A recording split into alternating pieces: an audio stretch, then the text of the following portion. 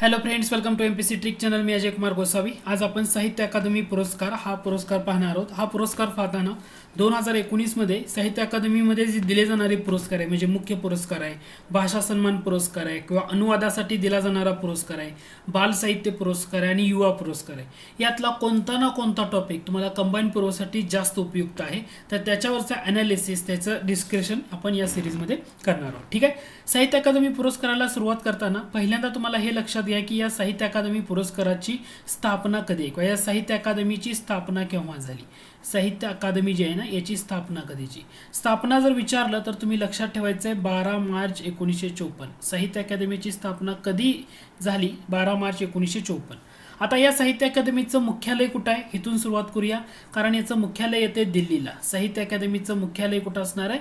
दिल्लीला असणार आहे. याची ना प्रादेशिक कार्यालय 4 ठिकाणी येतात. म्हणजे एक कोलकाता आहे, कोलकात्याला प्रादेशिक कार्यालय आहे साहित्य अकादमीचं, किंवा कोलकात्यानंतर येणारं बेंगळुरू, ओके, बेंगलोर, त्यामध्ये तुम्हाला पाहायला मिळेल प्रादेशिक कार्यालय, किंवा चेन्नई घ्या किंवा मुंबई घ्या, या ठिकाणी तुम्हाला प्रादेशिक कार्यालय जे आहेत साहित्य अकादमीची ती पाहायला मिळतील. ठीक आहे. मग साहित्य अकादमी पुरस्कार देताना हा पुरस्कार म्हणजे साहित्य अकादमी पुरस्कार देताना एकूण किती भाषांसाठीचा दिला जातो? एकूण किती भाषांसाठी दिला जातो?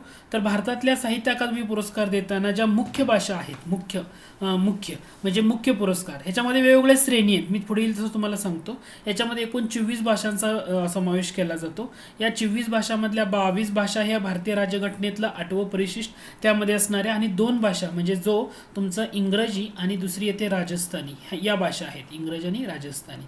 या भाषांसाठी सुद्धा हा पुरस्कार दिला जातो, इंग्रजी आणि राजस्थानी. हे लक्षात घ्या. ठीक आहे. मग आता साहित्य अकादमीकडे जे पुरस्कार दिले जातात ना, या पुरस्कारामध्ये एकूण 5 गटांचं वर्गीकरण होतं. म्हणजे साहित्य अकादमी पुरस्कार हा एकूण 5 घटकामध्ये दिला जातो. किती? 5 घटकामध्ये. 5 प्रकार कोणते जर विचारलं तर पहिला प्रकार असतो तो म्हणजे साहित्य अकादमी पुरस्कार, जो मुख्य पुरस्कार म्हटलं जातं. साहित्य अकादमी मुख्य पुरस्कार असं म्हटलं जातं.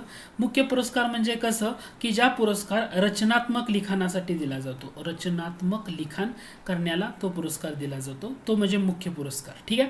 म्हणजे आपण जे सध्या बघतोय कवयित्री किंवा लेखिका अनुराधा पाटील यांचा कदाचित अजूनही संग्रह, तर तो प्रमुख भाषामधला तो प्रमुख पुरस्कार आहे, मुख्य पुरस्कार आहे. ओके, त्याला महत्त्व आहे जास्त. ठीक आहे.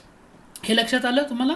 हे लक्षात आलं? रचनात्मक लिखाणासाठी तो पुरस्कार दिला जातोय, मुख्य ह्याच्यामध्ये असणार. दुसरा घटक येतो यामध्ये, तो म्हणजे भाषा सन्मान पुरस्कार पण दिला जातो. यामध्ये भाषा सन्मान पुरस्कार ही पण श्रेणी आहे. ते सुद्धा तुम्हाला डिटेलमध्ये आपल्याला पाहायचं आहे की 2019 मध्ये कोणाला दिला, कंबाईनसाठी उपयुक्त आहे. याच्यामध्ये असणारी तिसरी श्रेणी येते, त्याला आपण म्हणतो अनुवादासाठी दिलेला. म्हणजे सई परांजपे यांचं नाव ऐकून असाल तुम्ही, अनुवादासाठी दिलेला. म्हणजे नसरुद्दीन शाह यांच्या अँड देन वन डे याच्यासाठी पुस्तकाचं केलेलं अनुवादन, त्याच्यामुळे तो पुरस्कार दिला होता. म्हणजे अनुवादासाठी हा असणारा पुरस्कार पण त्यामध्ये येतो. मग येतं बाल साहित्य पुरस्कार पण येतो. यामध्ये कोणता येतो? बाल साहित्य पुरस्कार पण येतो. आणि 5वा जो घटक येतो त्याला आपण युवा पुरस्कार असं म्हणतो. म्हणजे तुम्हाला लक्षात ठेवा, काय लक्षात ठेवा, साहित्य अकादमीची जी स्थापना झाली, या साहित्य अकादमीमध्ये 24 भाषांसाठी एकूण 5 प्रकारामध्ये हे पुरस्कार दिले जातात. मग आता आपल्याला परीक्षेला जे विचारलं, राज्यसेवा पूर्वला काय विचारलं, तर हे जे मुख्य रचनात्मक लिखाणासाठी कोणाला पुरस्कार दिला होता तो घटक विचारला होता. आणि मग ते विचारल्यानंतर आपलं उत्तर काय असणार आहे? मराठी म्हटलं अनुराधा पाटील यांना मिळाला होता मराठीमध्ये. कशासाठी? कदाचित अजूनही हा त्यांचा संग्रह अनुराधा पाटील यांना कोणत्या कविता संग्रहासाठी मिळालेला होता, तर त्यांचा कविता संग्रहाचं नाव होतं कदाचित अजूनही. तुमच्या हे लक्षात आलं असेल, हे सिंपल होतं, कदाचित अजूनही.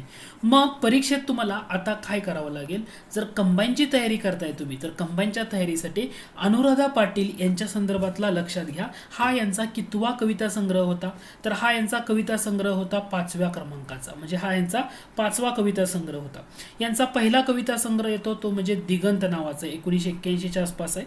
दिगंत नंतर त्यांचा पुढचा कविता संग्रह आहे तरीही नावानं. काय नाव आहे त्याचं? तरीही. म्हणजे दिगंत, तरीही. त्याच्यानंतर पुढचा जोचा कविता संग्रह येतो तो म्हणजे दिवसेंदिवस. ओके, हा एक लक्षात ठेवा. आणि आणखी एक कविता संग्रह यांचा येतो तो म्हणजे वाळूच्या पात्रात मांडलेला खेळ. खेळ. म्हणजे यांचे एकूण 5 कविता संग्रह आहेत. 5 कविता संग्रह. वाळूच्या पात्रात मांडलेला खेळ. म्हणजे तुम्हाला इथं लक्षात ठेवताना काय ठेवणं गरजेचं आहे, तर तुम्हाला कदाचित अजूनही याच्यासाठी त्यांना मिळाला साहित्य अकादमी पुरस्कार, नो डाऊट. पण त्यांचे दिगंत, तरीही, दिवसेंदिवस, वाळूच्या पात्रात मांडलेला खेळ, हे जे इतर घटक आहेत ना, ते घटक सुद्धा तुम्ही इथं लक्षात ठेवा. ते घटक सुद्धा इथं लक्षात ठेवा. ओके. हा घटक झाल्यानंतर तुम्हाला यांच्याबद्दल एवढं महत्वाचं आहे. त्यानंतर कोकणी भाषेमधला लक्षात, म्हणजे 4च मुख्य जो गट म्हटला होता आपण इथं, या ठिकाणी आपण काय म्हणलो होतं, मुख्य पुरस्कार जे रचनात्मक लिखाणासाठी म्हटलं होतं. याच्यामध्ये ना फक्त एकूण 4 व्यक्तींचं किंवा 4च लोकांचं तुम्हाला फक्त लक्षात ठेवायचं आहे. अनुराधा पाटील पहिल्यांदा, कारण मराठीमधला आहे. त्यानंतर कोकणी भाषा लक्षात ठेवायची. त्यानंतर कोणती भाषा लक्षात ठेवायची तुम्हाला, कोकणी भाषा. आणि या कोकणी भाषेमधला साहित्य अकादमी पुरस्कार मुख्य रचनेसाठी मिळाला कोणाला, तर कोकणी भाषा म्हटलं तर नीलबा खांडेकर यांचं नाव लक्षात ठेवायचं आहे. कोणाचं नाव लक्षात ठेवायचं आहे, नीलबा खांडेकर. आणि यांचा कोणता हा कविता संग्रह होता, तर त्या कविता संग्रहाला म्हटलं जातं द वर्ड्स. द वर्ड्स या कविता संग्रहासाठी नीलबा खांडेकर यांना साहित्य अकादमी पुरस्कार जे 2019ला दिले गेले होते तो मिळालेला होता. लक्षात आलं. त्यानंतर हिंदी भाषा तुम्हाला फक्त लक्षात ठेवायची आहे, कारण हिंदी भाषा जर म्हटलं तर तो होता नंदकिशोर आचार्य. त्यांचं नाव काय आहे, नंदकिशोर आचार्य यांना देण्यात आला. नंदकिशोर आचार्य. सगळ्या भाषांचं पाठ होत नाहीये. ओके. नंदकिशोर आचार्य.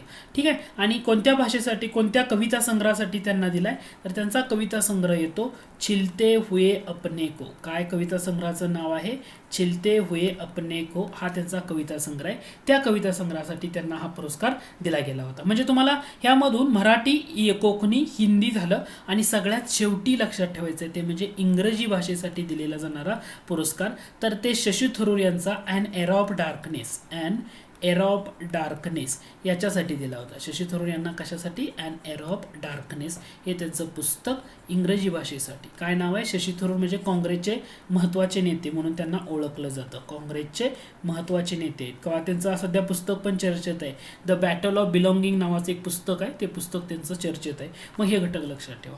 मग हा जो मुख्य भाषेसाठी दिला जाणारा पुरस्कार आहे, मुख्य भाषेसाठी आपण काय पाहतोय, लक्षात येतंय, फक्त पहिलाच भाग पाहतोय. मुख्य भाषेसाठी दिला जाणारा जो पुरस्कार होता याची सुरुवात म्हणजे स्थापना 1954 म्हणजे पहिल्यांदा पुरस्कार दिला होता 1955 पासून. आणि याचं जे स्वरूप आहे, आता स्वरूप पण तुम्हाला लक्षात ठेवणं गरजेचं आहे. म्हणजे अनुराधा पाटील यांना मिळालेले रुपये किंवा शशी थरूर यांना मिळालेले रुपये, तर याचं स्वरूप काय केले, 2009 पासून ते 1 लाख रुपये आहे. किती लाख रुपये आहे, 1 लाख रुपये. हे लक्षात ठेवा. साहित्य अकादमीमध्ये 1 लाख रुपये मेन पुरस्कारासाठी, मुख्य पुरस्कारासाठी. मग हा घटक तुम्हाला फक्त इथं लक्षात ठेवा. दुसरं महत्वाची गोष्ट, हा ताम्रपट म्हणजे या स्वरूपामध्ये 1 लाख रुपयांनी ताम्रपट दिला जातोय. काय दिला जातोय, ताम्रपट. मग हा ताम्रपट कुणी तयार केलाय, तर तुम्ही भारतीय सिनेमासृष्टीतलं एक ज्येष्ठ व्यक्तिमत्व आहे, त्यांचं नाव येतं सत्यजित रे, किंवा ते निर्माते किंवा दिग्दर्शक म्हणून त्यांना जास्त ओळखलं जातं. यांनी तो ताम्रपट तयार केलाय. सत्यजित रे यांनी तयार केलेला ताम्रपट आहे, हा दिला जातो त्या पुरस्काराच्या स्वरूपामध्ये. आणि 2019चा पुरस्कार देताना जसं आपण 24 भाषेसाठी म्हटलं, तर हा 24 भाषेसाठी दिला होता का, नाही. देताना हा 23 भाषांसाठी दिला होता. किती भाषेसाठी, 23. नेपाळी भाषेचा पुरस्कार जो होता तो डिक्लेअर केला गेला नव्हता. म्हणजे नेपाळी भाषेचा पुरस्कार दिला होता का, तर तो दिला गेलेला नव्हता. म्हणजे तुम्हाला यामधून हे जे घटक आहेत एवढं लक्षात ठेवणं थोडंसं इम्पॉर्टंट ठरेल. मग एवढं लक्षात ठेवल्यानंतर तुम्हाला आणखी काय करायचं आहे, एवढं लक्षात ठेवल्यानंतर तुम्हाला आणखी 2-3 मुद्दे लक्षात घ्या. म्हणजे तुम्हाला 2019चा समजला मराठीमध्ये कोणाला दिलाय, अनुराधा पाटील यांना दिलाय, बरोबर, अनुराधा पाटील. मग प्रश्न असा उरतो 2018चा पुरस्कार कोणाला देण्यात आला, 2018. तर 2018चा पुरस्कार जर म्हटलं तर त्यांचं नाव आहे डॉक्टर महसू पाटील.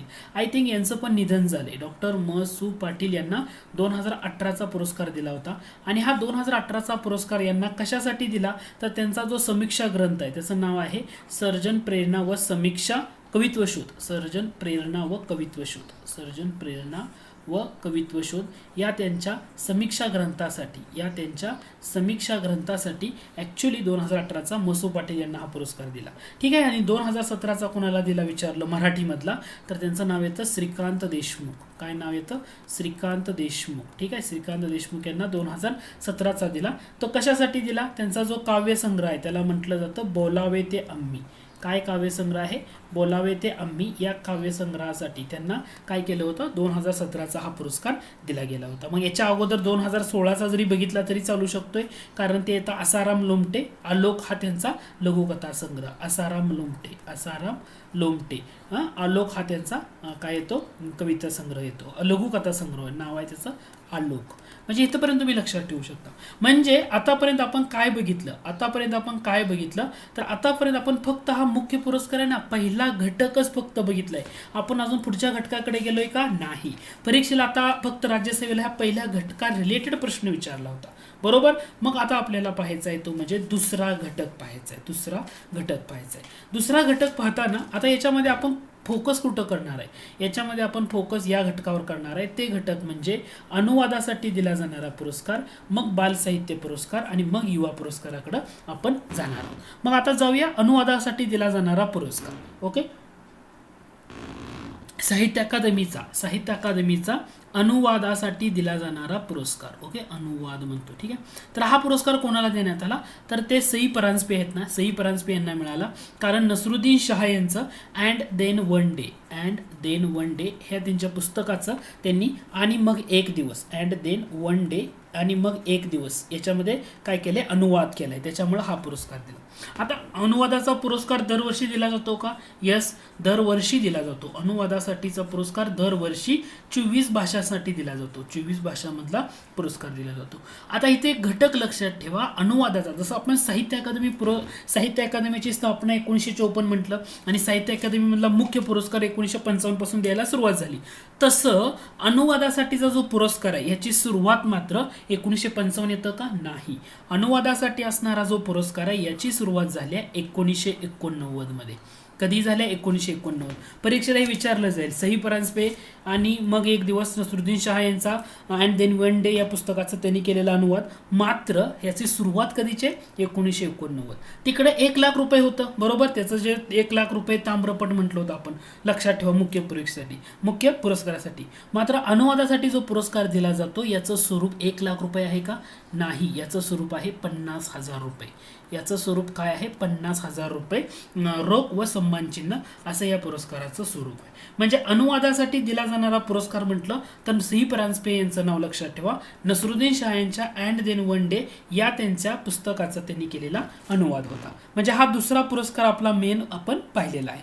दुसरा पाहिल्यानंतर म्हणजे ते लक्षात ठेवा, Sai Paranjpe 2019 and then one day म्हणजे नसरुद्दीन शाह यांचा त्याचा केलेला त्यांनी अनुवाद. ओके, 50,000 रुपये आणि ताम्रपत्र 50,000 आहे. ओके, जसं मुख्य पुरस्कार म्हटलं अनुराधा पाटील यांना 1 लाख रुपये मिळाले, मात्र ह्यांना इथं अनुवादासाठी किती? 50,000 आहे. एवढा घटक. याच्यानंतर मग बाल साहित्य पुरस्कार आणि बरेच घटक तुम्हाला पुढे पाहावे लागतील. मग आता ह्यामध्ये तिसरा महत्वाचा पुरस्कार पाहतोय आपण.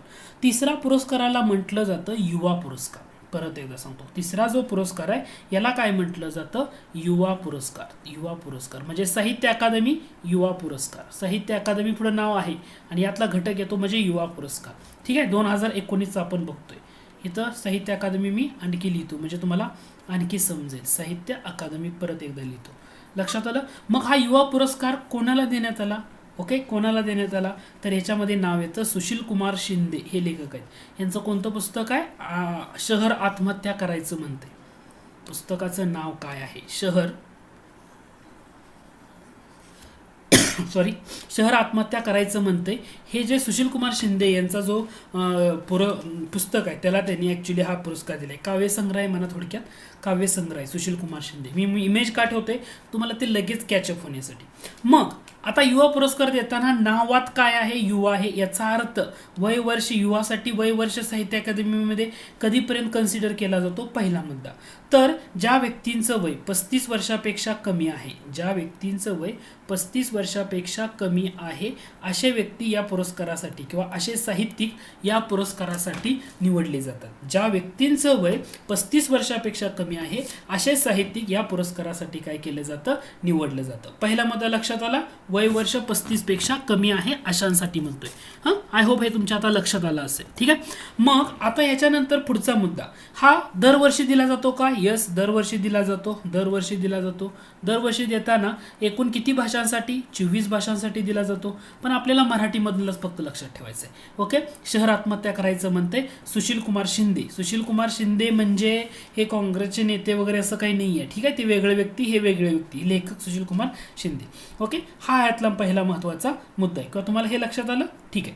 मग आता याच्यामध्ये सुशील कुमार शिंदे यांचं शहर आत्महत्या करायचं म्हणते याच्यासाठी दिला. मग यामध्ये तुम्हाला एवढा घटक लक्षात ठेवा महत्त्वाचा. यानंतर कोकणी भाषेतला पण यातला तुम्ही युवा पुरस्कार लक्षात ठेवू शकता. कोकणी भाषेतला युवा पुरस्कार, आणि तो देण्यात आलाय हेमंत अय्या यांना. काय नाव आहे त्यांचं? हेमंत अय्या यांना. त्यांचा जो लघुकथा आहे, लघुकथा, याचं तुम्हाला इमेज सापडत नाही लवकर नेटवर. कथाकार नावाची लघुकथा आहे. काय? कथाकार नावाची लघुकथा आहे. कोकणी भाषेतला हेमंत अय्या यांना देण्यात आलेला होता. ठीक आहे. तर एवढं तुम्हाला इथं लक्षात ठेवा, महत्त्वाचं आहे परीक्षेसाठी हा घटक. मग युवा पुरस्कारानंतर पुढचा जो पुरस्कार येतो, युवा पुरस्कारानंतर पुढचा जो पुरस्कार येतो तो म्हणजे बाल साहित्य पुरस्कार. म्हणजे साहित्य अकादमीमधला तिसरा महत्त्वाचा आणि चौथा महत्त्वाचा म्हणा थोडक्यात बाल साहित्य पुरस्कार. मग बाल साहित्य पुरस्कार हा दरवर्षी दिला जातो का? यस, दरवर्षी दिला जातो. किती भाषांसाठी दिला जातो? 24 भाषांसाठी दिला जातो.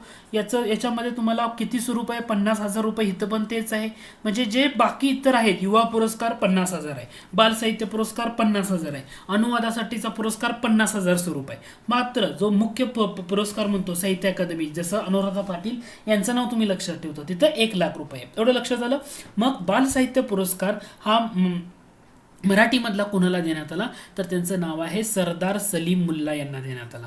सलीम सरदार मुल्ला. नाव काय? सलीम सरदार मुल्ला. लक्षात ठेवा, सलीम सरदार मुल्ला यांना हे पुरस्कार देण्यात आला. हे ॲक्च्युली कोल्हापूर जिल्ह्यामधले येतात. म्हणजे हातकणंगले जवळचं एक गाव आहे तळंदगे म्हणून, त्या ठिकाणी. ॲक्च्युली ते वन विभागामध्ये वनरक्षक पदावर कार्यरत आहेत आणि त्यांनी वन विभागात सेवा बजावत असताना ते ॲक्च्युली त्यांच्या जे आलेला त्यांच्या जवळीक आहे वन विभागाचा, त्याच्यातून त्यांनी तो पुस्तक किंवा तो त्यांचा काव्यसंग्रह आहे तो लिहिलेला आहे, कादंबरी लिहिली आहे. त्याला म्हटलं जातं जंगल खजिन्याचा शोध म्हटलं जातं. ठीक आहे. एवढं लक्षात आलं का? ठीक आहे. मग सलीम सरदार मुल्ला यांनी फक्त एवढंच लिहिलेलं आहे का? त्यांची इतर पुस्तकं पण आहेत ना.